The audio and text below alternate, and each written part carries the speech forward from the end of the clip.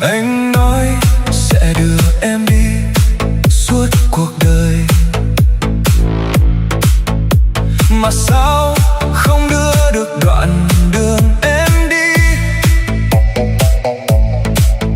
Anh nói sẽ ôm em khi gió đông về, mà giờ đây một mình em đứng trong mưa. Anh nhớ lần đầu tiên trông thấy nụ cười mà em trao cho người lạc đường yêu đương.